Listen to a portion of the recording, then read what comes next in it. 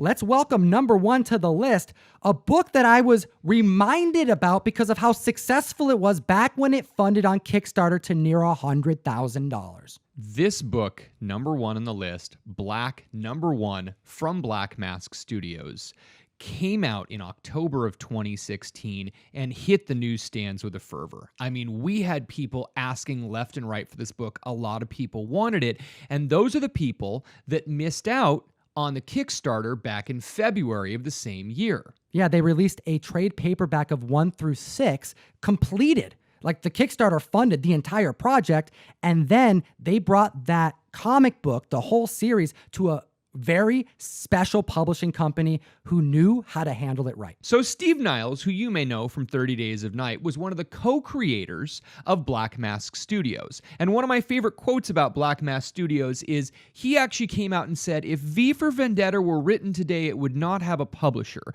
So what Black Mask was attempting to do was push the envelope, which is why they picked up this amazing comic book. This is the model that Black Mask Studios runs under. To create, you must destroy, inspire, and never meddle. This book had been cold for a very long time. People had not been talking about it for a couple years. Hell, dude, you could have gotten issue 1 recently before the news dropped. It was still selling at their website right before the news dropped, but 5,100% increase in copies sold, $35 average sale with a high CGC 9.8 of $100. This book hit light speed.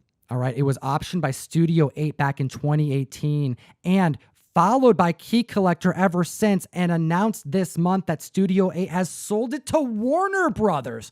And this right here is a very unique story to be told and hyper relevant. Well, it's a world where only black people have superpowers, and it's less than 0.5% of them actually have it. Correct. And we follow the narrative of someone who is gunned down by police officers and wakes up in an EMT ambulance completely okay, and he has to break out and run for survival.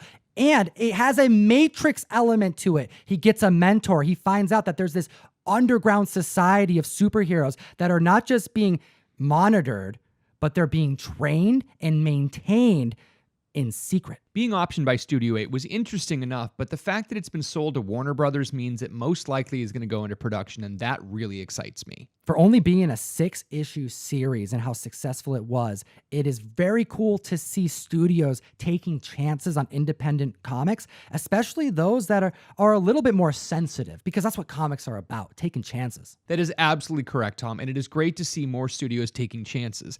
And if you want to take a chance, you should sign up for the Mystery Mail Call. This month we have 2 exclusives. One is Dune Atreides #1, cover by Ben Templesmith, and X-Men 10 of Swords creation with the magic cover by Davey Go. Link in the bio down below to sign up. That's right. 2 exclusives going out to everyone in the month.